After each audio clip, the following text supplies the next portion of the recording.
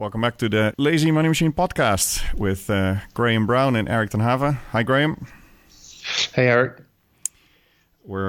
Today we're up for another audio clip that I found on the internet this time from a bit of an unexpected candidate for the podcast, I think. Let's listen first. If you're a businessman, you can make some very humbling mistakes. I've made plenty.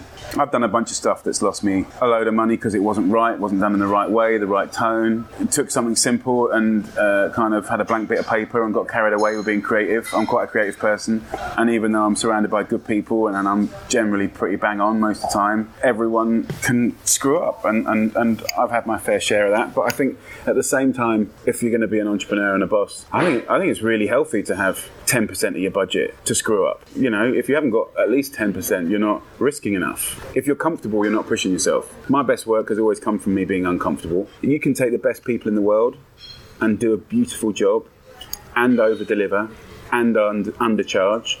And if you haven't got the magic right, it won't work. And it's very humbling and it's good. It means you have to really focus on simplicity. And at the same time, in the last 5 years, I've created 8,000 jobs, opened 40 restaurants, managed to sort of float the ship in a fairly successful direction. But it's been incredibly hard. Your countryman. Sounds like Jamie Oliver. It's Jamie Oliver, yes. And it's funny because he's, especially in the beginning of his career, he was like a tabloid feature piece almost every week, I guess. Yeah. And he also talks in the same interview about how he really didn't like that. But it comes with, failing, I think. And because especially celebrities who fail, that's something that, everybody likes to look out for. So he had these restaurants that were, not working, and yet he closed them down, and there were all sorts of issues happening around him. And in this interview, he talks about how, that's humbling for him, he says, right? It shaped him, and it has given him perspective on what works and what doesn't work. I thought that was interesting, and I think this episode I would like to speak a bit about, what does it mean for us? How do we look at failure? It's a different type of failure as well. So in some of the episodes we talk about, we mentioned Arnold Schwarzenegger as an example and David Bowie. Right. They're sort of the kind of failure we're trying to talk about, isn't it? Which is they're hustlers in a way.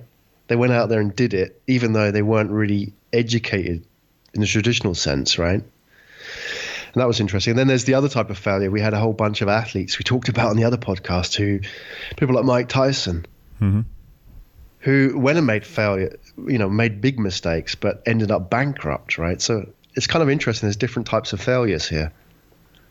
Yes. Yeah, definitely.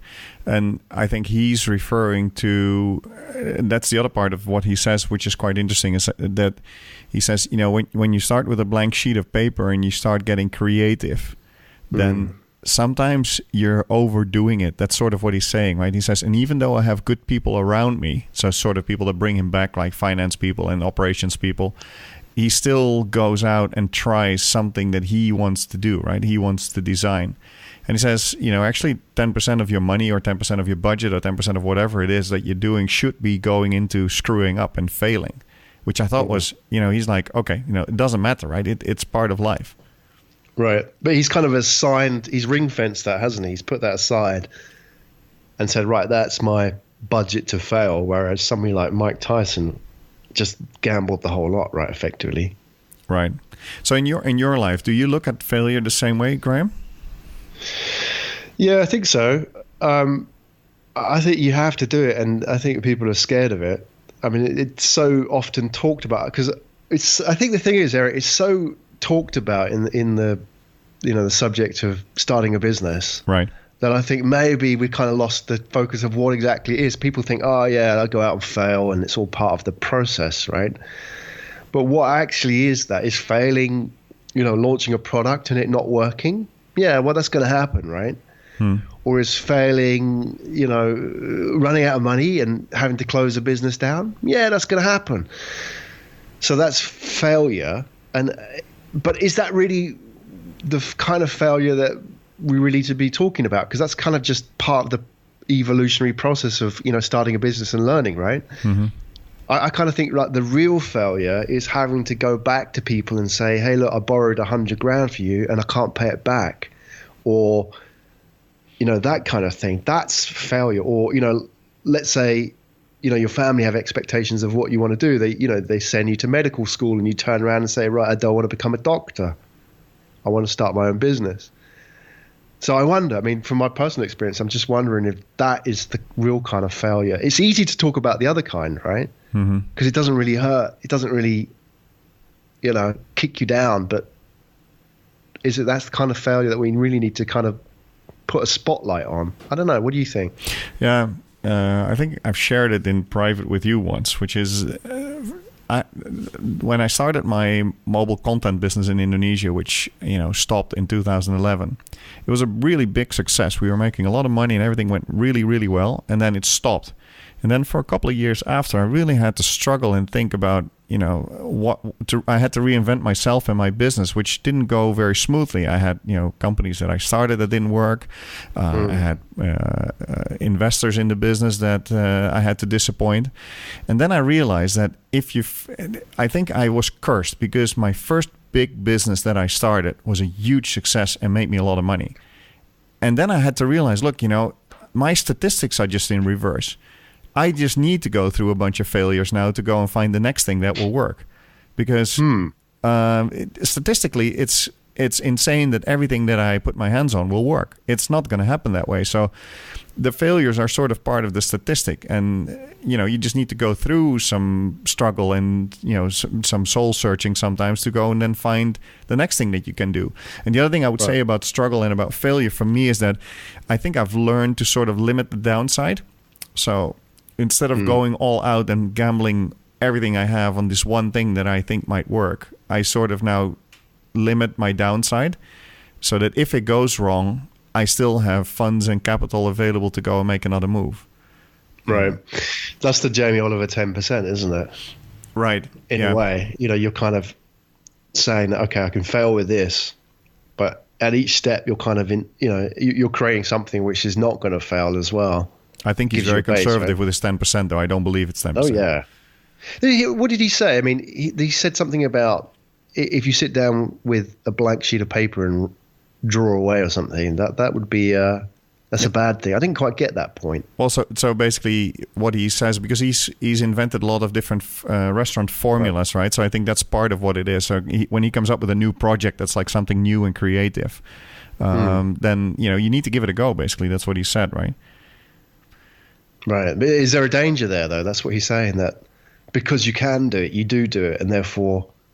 Yeah, but I think you should, and I think that's also what he says. You should fail. The only problem with him is that if he fails, it's over. All the tabloids in the UK and his faces, and then his wife is getting dragged into it, and his children. That's really bad, of course. But it's a bit. Yeah, I would say it's like yourself, but it's kind of like you talked about having a really successful business, and then that leaving you with this sort of legacy where you thought, okay, right, now I've got to go through these failures. But it's kind of interesting, isn't it? You've got these expectations now, and it's a bit like you're talking about with Jamie Oliver. It's like if he fails, the expectations are that he won't fail, right? And like with yourself, if you start a really successful business, now you have those expectations, and it's difficult to repeat, isn't it? That's the challenge with failure, isn't it? Because like you said, it's like now you protect the downside when you go out and do any new project. But, starting out, having a really successful track record and then trying to replicate that's not easy. And in a way, you set yourself up for failure, right? Yeah. Because it's really hard to replicate business models in many cases. Yeah. There was another couple 10 seconds of the interview, which I wanted to quickly discuss at the end of this, which is also Jamie Oliver. Let's listen to it. I got kind of pretty bored of the celeb stuff and the structure of it and the papers and the media, and very cynical about it quite early. So about 4 years in, I started to realise it was about what I said no to that became more important than what I said yes to. See, that's also interesting, yeah? So the things you say no to become very important. I also experience that the older I get, the more I think that, okay, what I say no to is important. And it comes down to what we talk about in the book as well, right? For me and for you, I think we prioritize our time, and we're very conscious about where we spend it. We want to spend it on fun projects, we want to spend it on business, we want to spend it on a property portfolio, and we want to spend it on a lot of things that are important in our lives.